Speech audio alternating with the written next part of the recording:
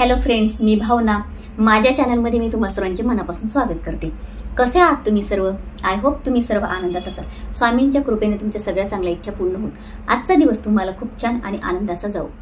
जर तुम्ही माझ्या चॅनलवर नवीन आहात आणि पहिल्यांदा तुम्ही माझा व्हिडिओ बघत असणार आणि तुम्हाला हा व्हिडिओ आवडला तर व्हिडिओला एक लाईक आणि चॅनलला सबस्क्राईब नक्की करा. 16 फेब्रुवारी 2025 येत्या रविवारी संकष्ट चतुर्थी आहे. संकष्ट चतुर्थी ही नेहमी येते, परंतु ही मागी संकष्ट चतुर्थी आहे, म्हणून या चतुर्थीला अनन्य साधारण असे महत्त्व दिले गेले आहे. या दिवशी आपल्याला काही सेवा करायच्या असतात. सेवा तर आपण करतोच, परंतु आपल्याला काही उपाय सुद्धा करायचे असतात. जेव्हा आपण संकष्ट चतुर्थीच्या दिवशी काहीतरी उपाय करतो त्यावेळेला आपण गणपती बाप्पांना जास्तीत जास्त प्रसन्न करून घेत असतो. आणि जेव्हा आपण देवांना प्रसन्न करतो त्यानंतरच आपल्याला जे काही हवं असतं ते आपला भगवंत आपल्याला देत असतो. त्यामुळे आपल्याला काही सेवा, काही उपाय करायचे असतात, ज्यामुळे आपलं आयुष्य सुखी होत असतं. आणि आपलं आयुष्य सुखी करण्यासाठी आपल्यालाच प्रयत्न करायचे असतात. तर आज मी तुम्हाला अगदी छोटे छोटे उपाय सांगणार आहे. तर ते उपाय जर तुम्ही केले तर तुमचं आयुष्य खूप सुखी होणार आहे. तुमच्या आयुष्यातले बरेच दुःख, संकट म्हणजे 50% प्रॉब्लेम तुमचे सॉल्व्ह होणार आहे. आता जे उपाय मी तुम्हाला सांगेल ते तुम्ही सगळेच करायचे का? तर नाही. तुम्हाला जे शक्य होतील ते करा, जे शक्य नसतील ते नाही केलं तरी देखील चालेल. आता मी आवर्जून महिलांना सांगेल, कारण महिला घरात असतात. जरी वर्किंग वुमन असतील तरी पण आपल्याला हे करावंच लागणार आहे. पुरुष काही हे करणार नाही. तर तुम्हाला सकाळी उठून दरवाजा स्वच्छ पुसायचा आहे. बघा, आपण मेन डोर दररोज पुसत नाही, तो या दिवशी तुम्हाला पुसायचा आहे. पुसून एकदम चकाचक करायचा आणि त्यावर तुम्हाला 2 हळदीचे ठिपके ठेवायचे. गणपतीच्या बायकांच्या नावाने, रिद्धी सिद्धीच्या नावाने तुम्हाला ते 2 ठिपके ठेवायचे, म्हणजे तुमच्या घरात सुख समृद्धी येईल. आणि या दिवशी तुम्हाला सकाळी गणपती बाप्पांचा अभिषेक करायचा आहे. आणि अभिषेक केल्यानंतर गणपती बाप्पांना हळदीचा टिळा लावायचा आणि तोच टिळा तुम्हाला पुन्हा तुमच्या कपाळी लावायचा आहे. आणि असंच मुलांना देखील करायला सांगा. मुलांना हळदीचा टिळा लावायला सांगा, पुन्हा तोच टिळा मुलांना त्यांच्या कपाळी लावायला सांगा. याने काय होतं, आपल्या बुद्धीमध्ये वाढ होते आणि गणपती बाप्पांचा आशीर्वाद आपल्याला प्राप्त होतो. आता ज्यांचं लग्न जमत नाही, ज्यांना लग्नात जमण्यात अडथळे येत असतील, ज्याचं लग्न जमत नाही त्यानेच करायचं, वधू किंवा वराने, तर त्यांनी गणपती मंदिरात या दिवशी जायचं आहे. आणि मंदिरात गेल्यानंतर 11 हळकुंड आणि एक पिवळा कापड न्यायचा आहे. तो पिवळा कापड तिथे गणपती बाप्पांचं दर्शन करायचं आणि पिवळा कापड तिथे गणपती बाप्पांच्या समोर ठेवायचं आहे. आणि त्यावर 11 हळकुंड ठेवायचे आहेत. आणि 11 हळकुंड ठेवल्यानंतर गणपती बाप्पांना प्रार्थना करायची की गणपती बाप्पा लवकरात लवकर माझ्या विवाहातले अडथळे दूर होऊ द्या आणि लवकरात लवकर माझा विवाह होऊ द्या, असं तुम्हाला प्रार्थना करायची. आणि त्यानंतर त्याची एक पोटली तयार करायची आणि ती पोटली तयार करून तुम्हाला घरी आणायची आहे. आणि घरी आणल्यानंतर जी कोणी मुलगी असेल किंवा मुलगा असेल ज्याचं लग्न जमत नाही, त्यांच्याच रूमच्या कपाटात, म्हणजे कपाटात तिजोरी असते बघा, लॉकर असतं, त्या लॉकरमध्ये त्या हळकुंडाची पोटली ठेवायची आहे. आणि ती जोपर्यंत तुमचं लग्न जमत नाही तोपर्यंत तिथेच ठेवायची आहे. लग्न जमल्यानंतर ती पोटली तिथून काढायची आणि वाहत्या पाण्यात विसर्जित करायची. अतिशय प्रभावशाली उपाय आहे हा. आता अजून एक म्हणजे स्वतःचं घर होण्यासाठी. बऱ्याच जणांना इच्छा असते की आपलं स्वतःचं घर व्हावं. बऱ्याच जणांना काय, सगळ्यांनाच इच्छा असते.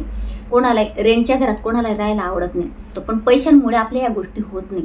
तर आपल्याला त्याला नशिबाची साथ सुद्धा लागते. आणि नशिबाची साथ केव्हा मिळते, जेव्हा आपण देवांची काहीतरी सेवा करतो. देवाची साथ असेल तर आपल्याला नशिबाची साथ ही मिळतेच मिळते. तर तुम्हाला या दिवसापासून गणेश पंचरत्न स्तोत्र याचं तुम्हाला पठण करायला सुरुवात करायची आहे. 1 वेळा याचं पठण करायचं, म्हणजे संकष्ट चतुर्थीपासून दररोज तुम्हाला याचं पठण करायचं. जोपर्यंत तुमचं घर होत नाही तोपर्यंत याचं रोज 1 वेळा पठण करायचं. मध्ये सुतक आलं, विटाळ आला तर त्या दिवशी मध्ये गॅप टाकायचा. आर्थिक अडचणी दूर होण्यासाठी, पैशाचे तुमचे काही प्रॉब्लेम असतील, म्हणजे पैसा तुमचा वायपळ खर्च होत आहे किंवा तुमच्याकडे पैसा येत नाही, पैसा टिकत नाही, तर खूप म्हणजे दरिद्री आली आहे घरात, तर तुम्हाला या दिवशी गणपती अथर्वशीर्ष याचा 11 वेळा पठण करायचं आहे. कुबेर मंत्र याचा तुम्हाला 1 माळ जप करायचा आहे. आपल्या नित्यसेवाच्या पुस्तकात तो आहे.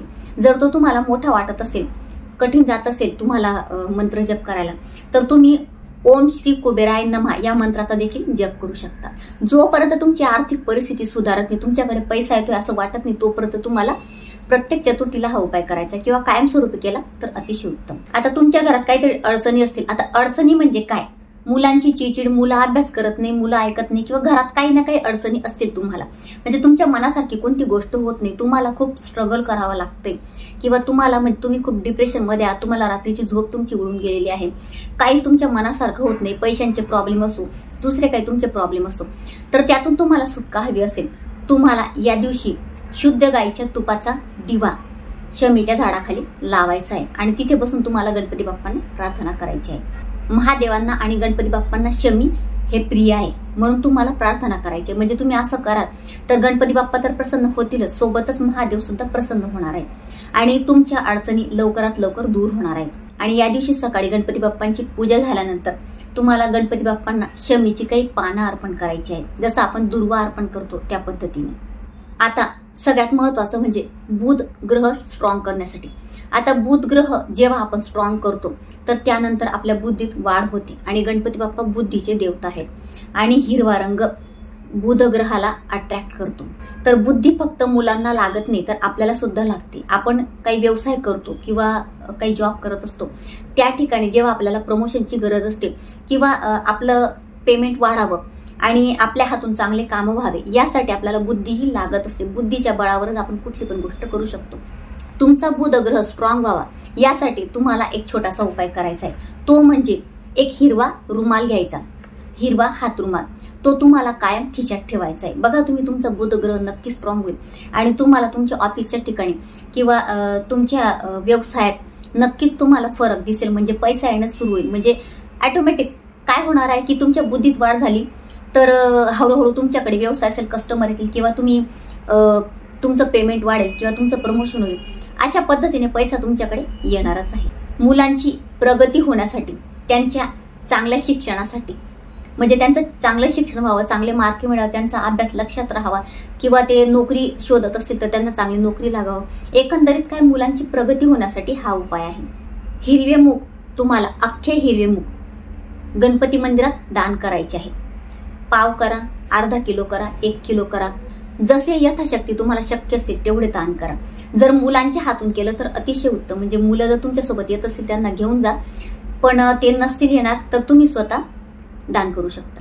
आता तुमची मनात एखादी इच्छा आहे, ती पूर्ण करण्यासाठी तुम्ही खूप प्रयत्न करत आहात, पण तुम्हाला तुमच्या देवाची नशिबाची साथ नाही आहे, तर काय करायचं? ती इच्छा पूर्ण होण्यासाठी तुम्हाला संकष्ट चतुर्थीच्या दिवशी गणपती मंदिरात 11 किंवा 21 दुर्वांचा एक बंच करा. 11 घ्या किंवा 21 घ्या आणि गणपती बाप्पांच्या चरणी तुम्हाला अर्पण करायचंय आणि गणपती बाप्पांना तिथे बसून प्रार्थना करा आणि तिथे बसून तुम्हाला गणपती अथर्वशीर्ष याचं एक वेळा पठण करायचंय. नक्कीच तुमच्या मनातली इच्छा लवकरात लवकर पूर्ण होणार आहे. जर तुमचे कुठलेही काम होत नाही, अडलेली कामं, म्हणजे जे काम तुम्ही हातात घेतले ते अगदी म्हणजे तोंडाशी घास येतो पण तो तुम्हाला घेता येत नाही, ते काम होतच नाही, त्या कामात तुम्हाला काही ना काही अडचणी येत आहेत, तर तुम्हाला गणेश चालिसा याचं एक वेळा या दिवशी पठण करायचं आहे. तुमच्या घरात सतत कोणाचा ना कोणाचा आजारपण सुरू आहे, हात दुखतोय, पाय दुखतोय किंवा काही ना काही आजारपण तुमच्या मागे लागलेला आहे, दवाखाना सुरूच आहे तुमच्या घरात, म्हणजे गोळ्या औषधं हे भरलेलेच आहेत आणि ते लागतातच तुम्हाला, म्हणजे तुमचं आयुष्य असं होऊन गेलेलं आहे की म्हणजे त्यातून काही तुमची सुटकाच होत नाही आहे, तुम्हाला गोळ्या औषधं घेतल्याशिवाय बरंच वाटत नाही, तर तुम्हाला हिरवे मूग आदल्या दिवशी, म्हणजे रविवारी संकष्ट चतुर्थी आहे तर तुम्हाला शनिवारी हिरवे मूग भिजवून ठेवायचे आहेत, ते सकाळी पक्ष्यांना खायला द्या. यामुळे तुमचं जे आजारपण आहे ते हळूहळू कमी होणार आहे.